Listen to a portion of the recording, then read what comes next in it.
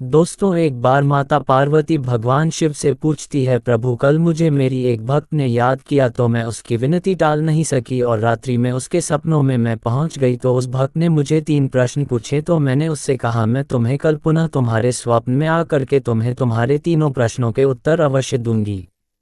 प्रभु, जब से मेरी भक्ति ने मुझसे 3 प्रश्न पूछे ही तब से मेरा मन विचलित हो गया है।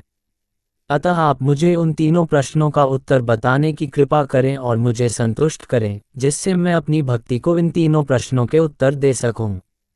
भगवान शिव कहते हैं, पार्वती ठीक है, तुम अपने तीनों प्रश्न बताओ, मैं तुम्हें संतुष्ट करने का पूरा प्रयास करूंगा। तो माता पार्वती कहती है, प्रभु मेरा पहला प्रश्न है, कौन सी स्त्री के भाग्य में पुत्र नहीं होता।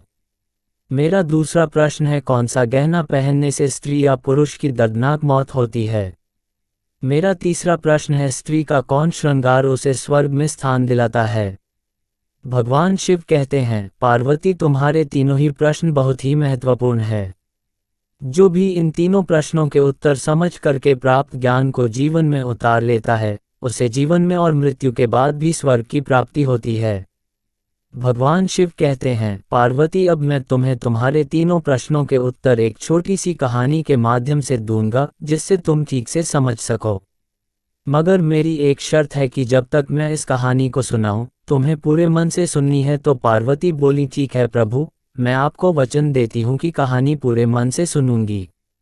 आप कहानी प्रारंभ कीजिए। तो मित्रों, आप हमारी कहानी में खो जाए उससे पहले मेरा आपसे अनुरोध है, आप हमारे चैनल को सब्सक्राइब अवश्य कर लें और कहानी के अंत तक बने रहें, क्योंकि आधी अधूरी कहानी सुनने से हमेशा आधा अधूरा ही ज्ञान प्राप्त होता है, जो जीवन में कभी काम नहीं आता। तो आइए कहानी शुरू करते हैं। भगवान शिव कहते हैं, पार्वती पहाड़ों की तलहटी में एक छोटा सा गांव था। उस गांव के मुखिया के 2 बेटे थे। बेटों की शादी हो चुकी थी। मुखिया की पत्नी और मुखिया के बड़े बेटे की पत्नी दोनों का स्वभाव दुष्ट प्रवृत्ति का था। इसलिए मुखिया की पत्नी अपने बड़े बेटे की बहू को बहुत प्यार करती थी, मगर छोटे बेटे की पत्नी बहुत अच्छे स्वभाव की थी और वो एक पतिव्रता स्त्री भी थी और घर का सारा काम भी अकेले ही करती थी। इतना होने पर भी मुखिया की पत्नी और उसके बड़े बेटे की बहू उस छोटी बहू का हमेशा अपमान करती थी। भगवान शिव कहते हैं, पार्वती मुखिया के बड़े बेटे की बहू पर एक बेटा था, उधर छोटी बहू पर एक बेटी थी, उस पर कोई बेटा नहीं था। भगवान शिव कहते हैं, पार्वती मुखिया की पत्नी और बड़ी बहू हमेशा छोटी बहू को पुत्र को लेकर ताना मारती रहती थी, मगर वो बेचारी क्या कर सकती थी, वो हमेशा सुनती थी। अब मैं तुम्हें मुखिया की छोटी बहू की कहानी विस्तार से सबसे पहले सुनाता हूँ। इस कहानी से तुम्हें तुम्हारे पहले प्रश्न का उत्तर प्राप्त होगा, इसलिए कहानी को बहुत ही ध्यान से सुनना। तुम्हारा पहला प्रश्न था, कौन सी स्त्री के भाग्य में पुत्र नहीं होता है। भगवान शिव कहते हैं, पार्वती मुखिया की पत्नी बड़े ही दुष्ट स्वभाव की स्त्री थी। उसके कुटिल स्वभाव से सभी घरवाले परेशान थे, लेकिन अपनी सीधी साधी बहू सुकन्या को वो कुछ ज्यादा ही परेशान करती थी। उसे सताने में मुखिया की बहू को विशेष आनंद आता था। मुखिया के छोटे बेटे की बहू का नाम सुकन्या था। बेचारी सुकन्या सुबह मुंह अंधेरे बिस्तर से उठकर के राम पर जुट जाती थी और अर्धरात्रि होने पर कहीं बिस्तर में सोने को मिलता था। इतना करने पर भी मुखिया की पत्नी की निगाहों में सुकन्या हमेशा खटकती रहती थी। अब एक दिन सुबह सुकन्या घर में झाड़ू बुहारी कर रही थी तो मुखिया की पत्नी वहां पर आकर बोली, तेरे हाथों में जान नहीं है क्या, जरा जल्दी जल्दी हाथ चला, मैं मंदिर जा रही हूँ, मेरे आने तक खाना तैयार रखना, आते ही खाऊंगी, और सुन एक भी दाना अन्न का बर्बाद ना होने पाए। भगवान शिव कहते हैं, पार्वती बेचारी सुकन्या क्या कहती, वो चुपचाप अपनी सास की बातों को सुनती रही और उसकी हाँ में हाँ मिला करके उसने अपनी गर्दन हमें हिला दी। भगवान से वो कहते हैं, पार्वती फिर घर की सफाई करके सुकन्या तुरंत ही खाना बनाने में जुट गई। खाना बनाते समय वो ये सोच रही थी, एक पल के लिए भी तो चैन की सांस नहीं ले पाती, लेकिन हमारी सासू माँ जो है वो हर काम में मीन मेक निकालती रहती है, उनके ताने देने की आदत पता नहीं कब जाएगी। भगवान शिव कहते हैं, पार्वती सुकन्या खाना बना ही रही थी, तभी बाहर से दरवाजा खटखटाने की आवाज आई तो सुकन्या ने सोचा अभी भोजन तैयारी हुआ है, लगता है सास जी जल्दी लौट आई हैं। फिर सुकन्या ने एकदम से दरवाजा खोला तो देखा वहां पर एक सन्यासी खड़ा है। अब वो सन्यासी कहने लगा, बेटी तेरा सुहाग अमर रहें, बाबा को कुछ भोजन करा दे, मुझे बड़ी तेजी से भूख लग रही है। भगवान शिव कहते ही पार्वती सुकन्या बहुत ही सुशील तथा संस्कारी स्त्री थी। उसने सोचा साधु महाराज को भोजन करा तो दूं, पर यदि कहीं मेरी सास आ गई तो मेरी खैर नहीं। फिर कुछ देर सोच विचार करने के बाद में उसने सन्यासी को भोजन करने के लिए अंदर आने को कहा और उसी समय पर सुकन्या के मन में पुकार उठी कि सास से डरना कैसा, यदि मेरी सास आ भी जाएंगी और मुझसे कुछ कहेंगी तो मैं उनसे कह दूंगी कि मैं अपने हिस्से का भोजन इन्हें को दे रही हूँ। भगवान शिव कहते हैं पार्वती फिर ऐसा सोच करके वो सुकन्या साधु को भीतर ले गईं और आप धर्म का पालन करते हुए उस साधु को भोजन कराने लगी। अभी साधु भोजन कर ही रहा था कि सुकन्या की सास आ गई और फिर साधु को घर के भीतर बैठा भोजन करता देख करके उसका पारा 7वें आसमान पर जा चढ़ा और एकदम से सुकन्या से कहने लगी कि यहाँ कोई भंडारा या लंगर नहीं चल रहा है, मांगी बाहर निकल। मगर सुकन्या ने सास को रोकने की बहुत ही चेष्टा की, लेकिन उस दुष्ट स्त्री ने सन्यासी को धक्के मार करके घर से निकाल दिया, उसका खाना उठा करके फेंक दिया। अब उसका क्रोध सुकन्या पर टूटा और कहने लगी, मैंने तुझसे कहा था कि अन्न का एक दाना भी बर्बाद मत करना, लेकिन तूने ये क्या किया, तूने इस महात्मा को इतना सारा अन्न खाने को दिया। भगवान शिव कहते हैं पार्वती सुकन्या डरते डरते बोली, माँ जी मैंने तो उसे अपने हिस्से का भोजन दिया था, इसमें इतना भला बुरा कहने की क्या बात है। अतिथि तो भगवान का स्वरूप होता है, आतिथ्य धर्म का पालन तो हर गृहस्थ को करना चाहिए। भगवान शिव कहते हैं पार्वती इस प्रकार काफी देर तक सास बहू की तकरार चलती रही। अंत में उस कुटिल सास ने सुकन्या को भी धक्के मार करके घर से निकाल दिया। अब वो बेचारी रोती कल्पती हुई दरवाजा पीटती रह गई, लेकिन उसकी सास पत्थर जैसी बन गई, उसका दिल नहीं पसीजा। अब सुकन्या के पास में एक ही रास्ता बचा था कि वो अपने घर पर लौट जाएं। भगवान शिव कहते हैं पार्वती इस प्रकार सुकन्या दुखी होकर के अपने मायके के लिए निकल गई और बीच में ही घना जंगल भी पड़ता था। सुकन्या भूख प्यास से तड़पती हुई अपने मायके के लिए चली जा रही थी। तभी अचानक जोरों से बादल गरजे और मूसलाधार वर्षा शुरू हो गई। भगवान शिव कहते हैं पार्वती वर्षा से बचने के लिए सुकन्या ने एक पेड़ की शरण ली, लेकिन वर्षा का वेग इतना तीव्र था कि बचना मुश्किल हो गया। अब उसी पेड़ की जड़ में एक कोट बना था। सुकन्या ये सोचकर उसमें घुस गई कि वर्षा रुकने के बाद में वो बाहर निकल आएगी और जब तक वर्षा हो रही है वो कोट के अंदर वर्षा से अपनी सुरक्षा कर सकती है। भगवान शिव कहते हैं पार्वती जब वो सुकन्या पेड़ के कोट में घुसी तो उसे उसको कोट के अंदर एक साधु मिले। वो साधु कोई और नहीं स्वयं विष्णु थे। फिर विष्णु ने कहा, बेटी रोना बंद करो, मुझे मालूम है कि तुम्हारे घर वाले तुम्हारा अनादर इसलिए करते हैं कि वो दुष्ट स्वभाव के हैं और ताना इसलिए मारते हैं कि तुम्हारी जेठानी को पुत्र की प्राप्ति हो गई है और तुम्हें पुत्र रत्न की प्राप्ति अभी तक नहीं हुई है। तुम चिंता मत करो, मैं तुम्हें एक परिचय देता हूँ, इसमें जो उपाय लिखा है उसे पूरी निष्ठा से करना, फिर तुम्हें एक गुणवान पुत्र की प्राप्ति होगी। और इस प्रकार विष्णु पर्चा देकर के वहां से अंतर्ध्यान हो गई। भगवान शिव कहते हैं पार्वती उधर जब वर्षा बंद हो गई तो उस सुकन्या को ढूंढता हुआ उसका पति वहां पर पहुंच गया। फिर वो सुकन्या अपने पति को लेकर के मायके न जाकर उसी जंगल में एक कुटिया बनाकर रहने लगी।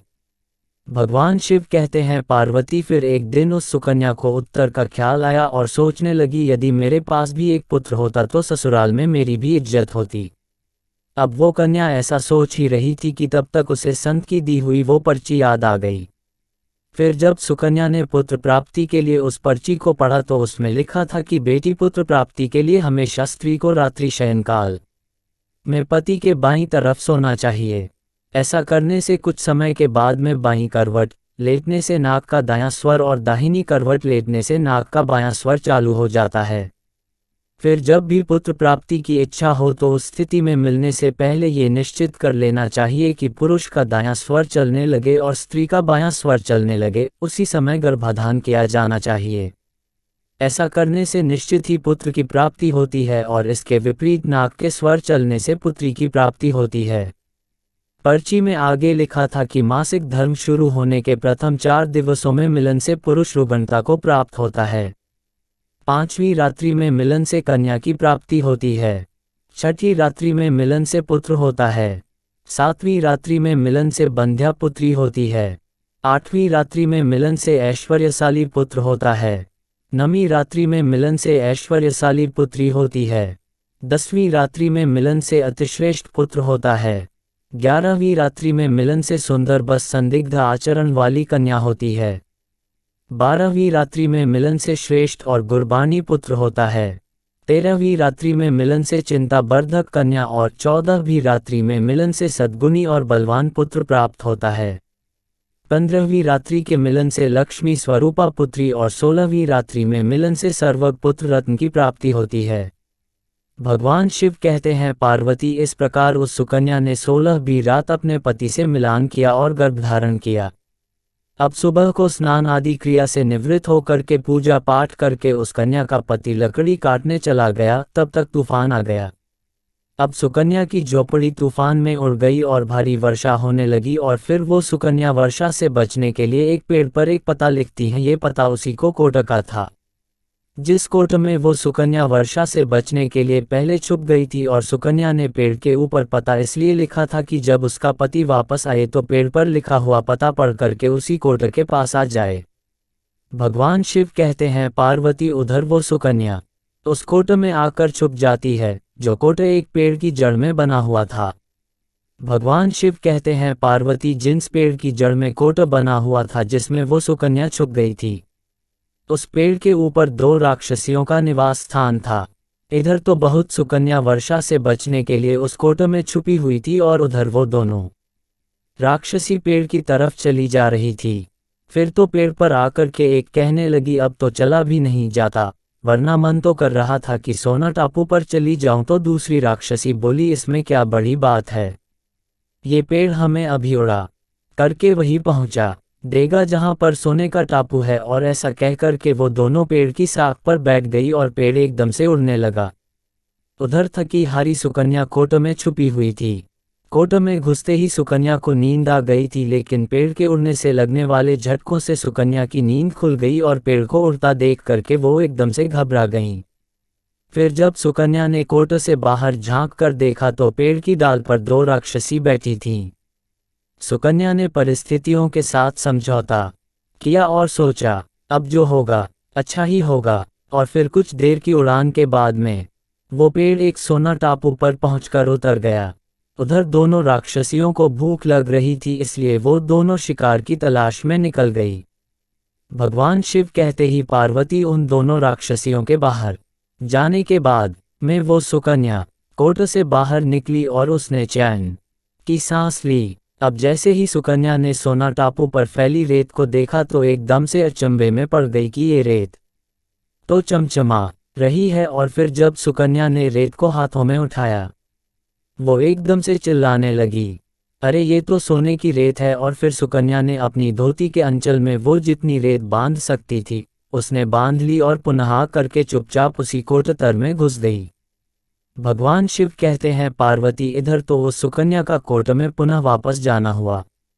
उधर दोनों राक्षसी पेड़ पर वापस आ गई और वो आपस में कहने लगी, आज तो भरपेट खाना खा करके पूरी तृप्ति हो गई, अब चलो वापस लौट चलते हैं हम जहां से आए थे। और फिर इस प्रकार थोड़ी ही देर में वो पेड़ उड़ करके फिर उसी स्थान पर पहुंच गया जहां से वो पेड़ उड़ करके गया था। भगवान शिव कहते हैं, पार्वती, वो सुकन्या तब तक उसी कोट में छुपी रही जब तक किसी कारणवश वो राजसी पेड़ से बाहर नहीं निकली। भगवान शिव कहते हैं, पार्वती, वो सुकन्या उसी कोट में तब तक छुपी रही जब तक वो किसी कारण से उस पेड़ से बाहर नहीं गई। और जैसे ही दोनों रात उस पेड़ से बाहर गई वैसे ही वो सुकन्या सोने की रेत ले करके और कोट से बाहर आ गई। और मन में सोचने लगी कि इतना सारा सोना दे करके मेरी सासू माँ खुश हो जाएंगी और मैं अब अपनी ससुराल वापस जाऊंगी और अपनी सासू माँ को इतना सारा सोना दूंगी। फिर वो मुझसे कभी भी नफरत नहीं करेगी और हमेशा के लिए प्यार करने लगेगी।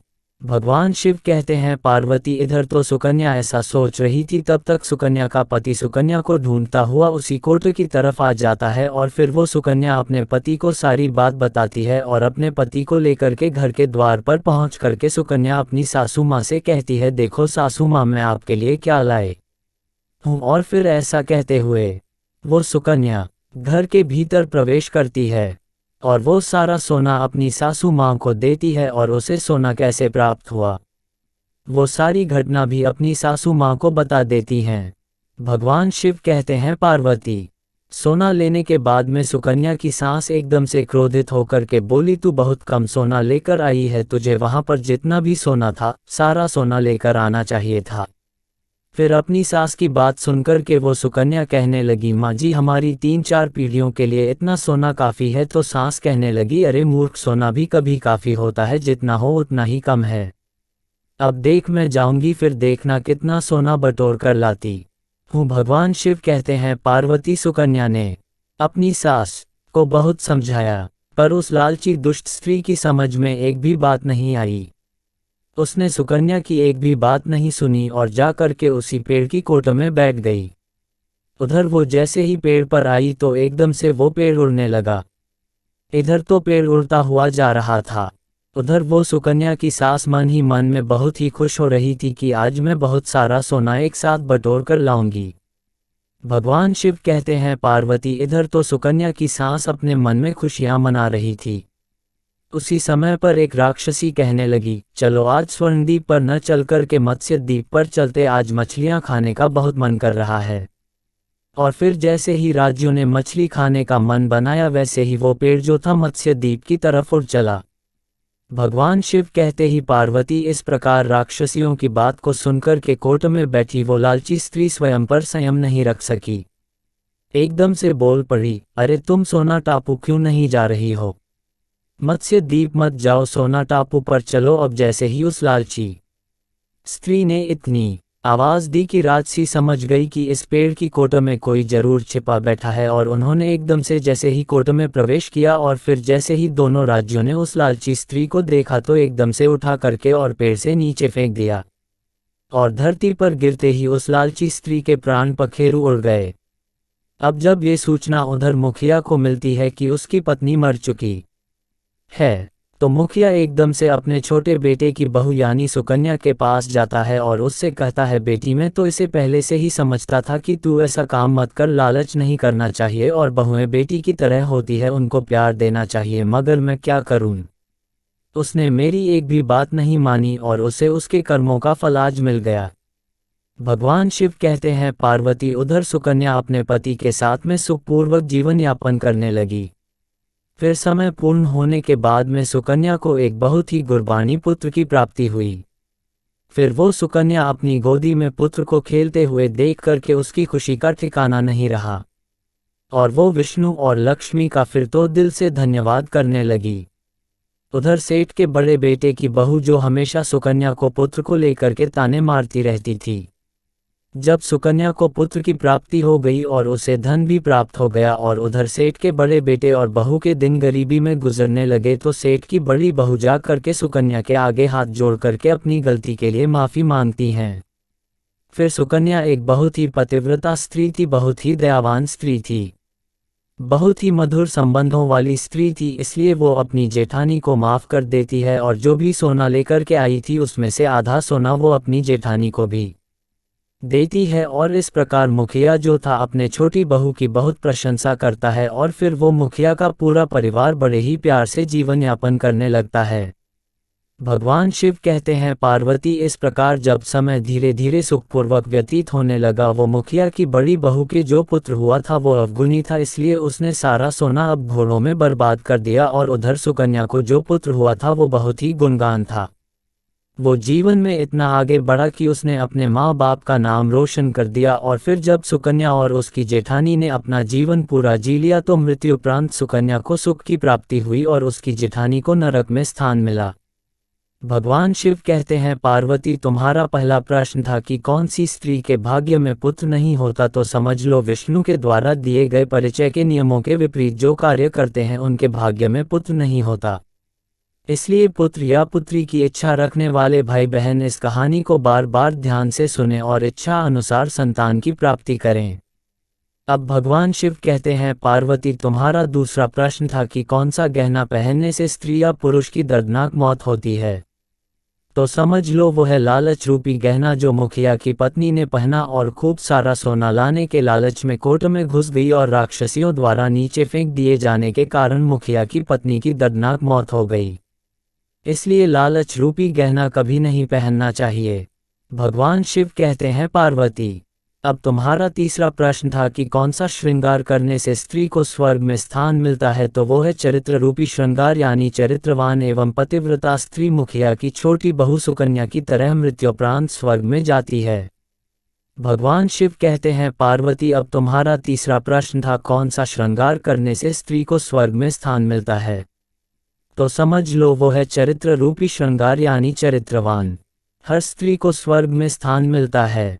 जैसे कि मुखिया की छोटी बहू सुकन्या एक पतिव्रता स्त्री थी, उसका चरित्र बहुत ही उज्ज्वल था, इसलिए मृत्यु उपरांत उसे स्वर्ग में स्थान मिला। तो मित्रों, यदि आपको कहानी पसंद आई हो तो प्लीज़ आप हमारे चैनल को सब्सक्राइब बस करें और भगवान विष्णु, माता लक्ष्मी, भगवान शिव और पार्वती के लिए एक लाइक करना न भूलें। वीडियो अंत तक देखने के लिए आपका शुक्रिया।